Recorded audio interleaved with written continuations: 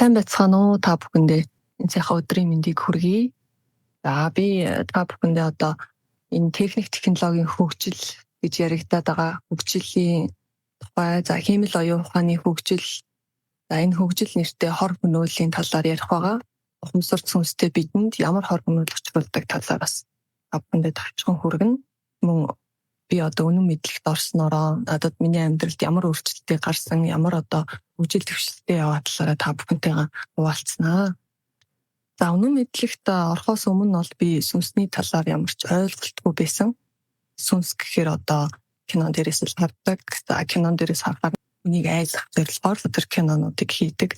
Гэтэл сүнс өөрөө маш хүчирхэг гэрэл юм байна. За сүнс ийм ухамсартай байдаг, сүнс маш олон чадвартай байдаг гэдэг ийм мэдээллийг ямар ч кино, олон нийтийн мэдээллийн хэрэгслээр би одоо өмнө огт авч байгаагүй.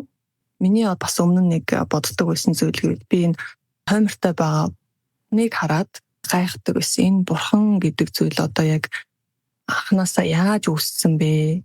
Одоо хэн нэгэн хүн гэгээрээ бурхан болсон юм уу? Яг энэ бурхан гэдэг зүйлийн цаад мөн чанар юу юм бол гэд ер нь аливаа зүйлийн цаад мөн чанарыг би маш эрэлхийлж хайдаг байсан.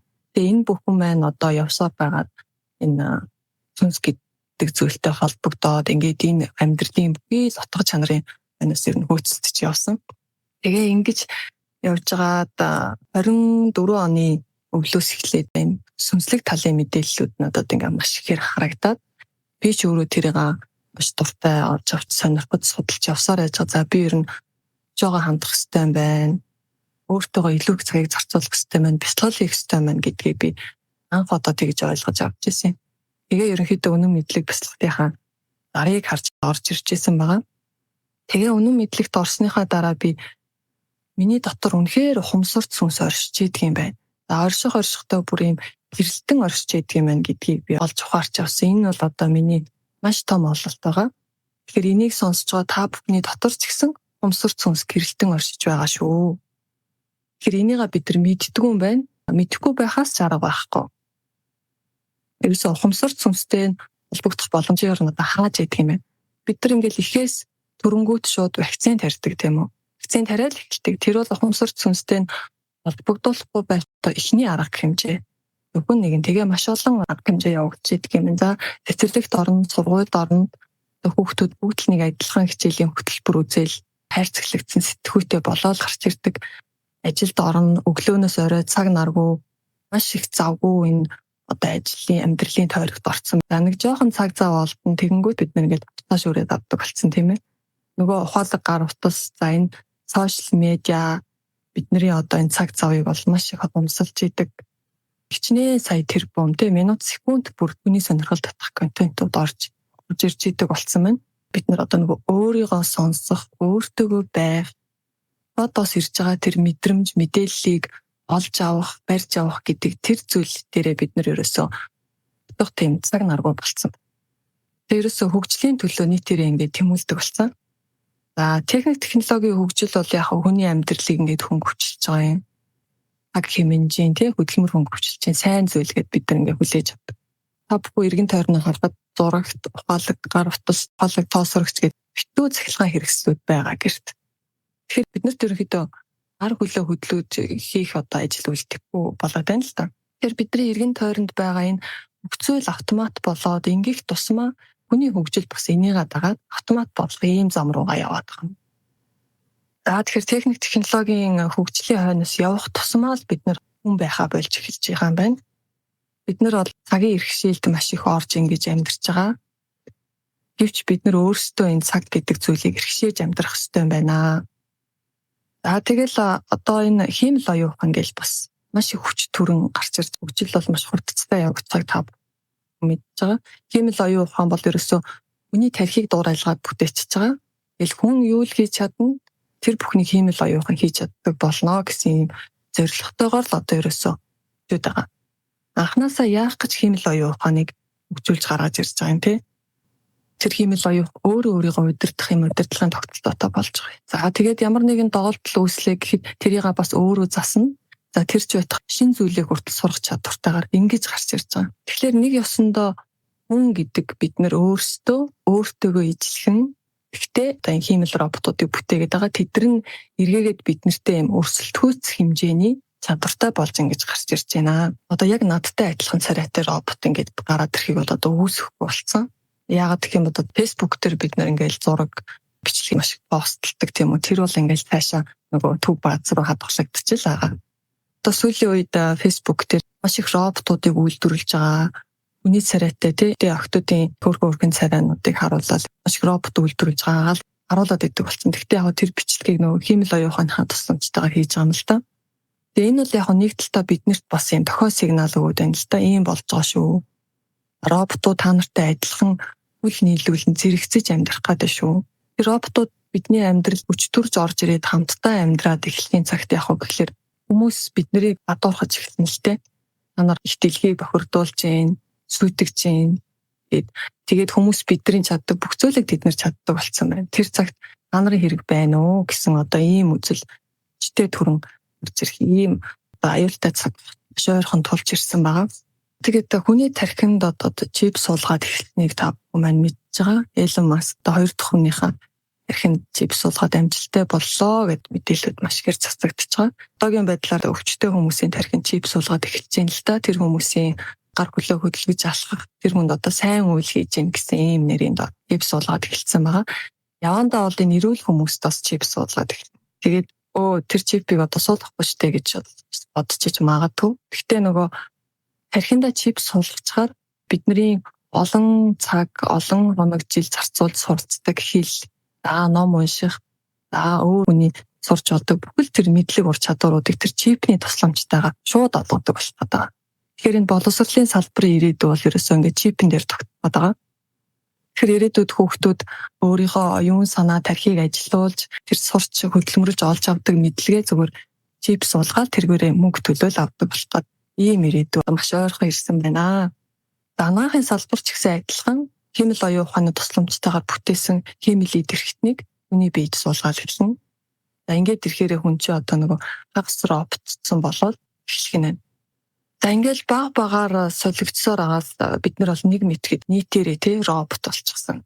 Чип суулгуулсан, колон болоод жинхэнэ ёсороо үнийг боолчлох гэдэг ийм зорилгын хүрээнд энэ технологийн хөгжил, химэл оюун ухааны хөгжил гэдэг зүйл зар хурдцтай ингээ явагдаж байна. Гэтэл бидний дотоод ухамсарт сүнс ямар агуу чирхэг, ямар их мэдлэг ур чадвартай вэ? Энийг яагаад ингэж хэлж ийм гэхээр ухамсарт сүнс маань ганцхан энэ амьдралыг туулаагүй. Бид нар энэ одоо амьдарч байгаа амьдралаараа өөрсдөө тодорхойлоод идэг. Гэтэл ухамсарт сүнсний хувьд өмнөх олон зуун мянган жилийн туулалт тэр олон удаагийн төрөл авалт болгон дээр маш их зүйлийг сурч мэдэж дуршлаг хоромтлуулж ур чадвартай болсон байдаг. Тэгэхээр ухамсарт сүнсний тэр санамжинд зөв хөгжил гэж юу юм? Зөв технологи гэж юу юм? Зөв амьдрах арга ухаан гэж юу юм? Яаж амьдрах ёстой ингээд бүх тэр хөгжил дэвшил бид нар өсөд идэг бүх зүйл тэнд байдгаа гэсэн. Тэгэхээр ухамсарт сүнс бол мөнхийн ам нэг удаа бид нар ингээд амьдраад гэж амьдрал байхгүй нэг л амьдрын нэг л хүн гэж ярьдаг. Тэр бол одоо бас нэг хууралтайгаа. Тэр ухамсарт сүнсний мөн чанар бол суралцах, хөгжиж дэвших, хөгжлийн оргил тэр дээд зэгт хүрэхийн төлөө маш олон удаагийн тулд илтэг аваад ингээд суралцаа явж идэг. Тэгэхээр энийг л таниулж, ойлгуулж одоо ухамсарт сүнстэй таныг холбох, санамжуудыг сэргээх, тэр ур чадваруудыг чинь нээх ийм л хичээл тасгалуудыг бясалгалын сургалтаар маань зааж эзэмшүүлдэг байгаа. Тэгэхээр цаг маш бага үлдсэн байгаа. Та бүхэн сая миний ярианаас ойлгосон баг. Бид нэр одоохондоо байглаас даяасан энэ бие мах бодороо тарих оюун санаагаар амьдарч байна. Гэтэл ирээдүй маш ойрхон болцсон байна. Биднийг робот болгох гэдэг, колон болгох гэдэг, боолчлох гэдэг.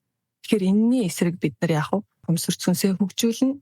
Тэрэн дундаас бүх гарц гаргалгаа арга ухаан яаж бид нэр энэ дэлхийдээ амар тайван оршиж амьдрахын эсрэг хүчний бодлого үйл ажиллагааг бид нар яаж эсэргүүцхийн зогсоох юм гэдэг энэ бүх зүйл ухамсарт сүнсэнд байгаа. Тийм болохоор ингээд та бүхнийг ухамсарт сүнсээ хөгжүүлээрээ манай сургалтанд орж сураарай гэд ингээд уриалаад байгаамаа. Миний одоо үнэн мэдлэгт ороод амьдралд гарсан өөрчлөлт одоогийн байдлаар ямар ур чадваруудыг эзэмшсэн байгаа вэ гэхлээр хамгийн түрүүнд бол миний итгэл үнэмшил өөрчлөгдсөн. Итгэл үнэмшил гэдэг бол одоо амьдралын хэл хэсэгт байдаг. Зөвхөн одоо шашин шүтлэг гэлтгүү бүх зүйл тэгсэн байдаг. За нэг зүйлд итгэцэн байдаг болохоор би тэрийг үнэн гэж итгэдэг. Бид нар чинь төрөөл аав ээжээс эргэн тойрноосоо мэдээллийг аваад тэрэндээ итгэцэн байдаг. Тэгвэл тэр итгэл үнэмшил гэдэг зүйл чинь яг үнэндээ зөв юм уу буруу юм уу гэдгийг юмсарт сүнснээсээ ингээд бид нар аваад эхэллээ. За дараагийнх нь болохоор би одоо үнэн мэдлэгт орсноороо миний хоол хүнс өөрчлөгдсөн. Энэ бид шаардлагатай, хэрэгцээтэй одоо тэр хоол хүнсийг л хэрэглэх тийм одоо тэ болсноос биш ямар нэгэн байдлаар бид хэрэггүй тэр хоол хүнсийг бол хэрэглэгээ огт болсон. Таанаасаа энэ бясалгал буугаад ирэхээр энэ бие организм өөрөө тэрийг хүсгээ болоод ирдэг. Жишээлх юм бол одоо би ариг согтуур усгондаа огт хэрэглэхээ болсон байна. Цагаан будаа, цагаан гурил, чихэр бичээ ингээд ерөөсөө иймэрхүү зүйлсүүдээс ингээд орц татсан байгаа. Тэгэхээр энэ бол бидний бие организм ингээд маш их хордуулж идэг. Төдийгүй цаагаараа бас нөгөө хумсар цүнстэй холбогдох холбоосыг маань салж идэг зүйл байдаг юм аа. За тэгээ шийдвэр гаргалт, сонголт хийх тал дээр хумсар цүнснээсээ үргэлж зоодог болсон. Хумсар цүнс үргэлж хариултыг хэлж өгдөг. Ямар нэгэн шийдвэр гаргахад эргэлзэх шаардлагагүй. Биш явах уу, тийш явах уу, энэ замыг сонгох уу, тэр замыг сонгох уу, энэ ажлыг хийх үү, тэр ажлыг хийх үү гэдэг ч юм уу. Бидний амьдралд ч ерөөсөө өдөр тутамдаа маш их шийдвэр гаргалтын дунд, сонголтын дунд бид нар амьдарч идэг. Тэгвэл дандаа зөв сонголтыг хийх, зөв замаар явах, зөв амьдрах тэр бүх сонголтуудыг өмсөр цүнс маань гаргаад түүнийгээ дагаад амьдртгаа гэсэн. За тэгэл өөрийгөө гэр бүлээ хамгаална, хэн нэгэнд итгэж өөрийгөө даатгахаа болсон.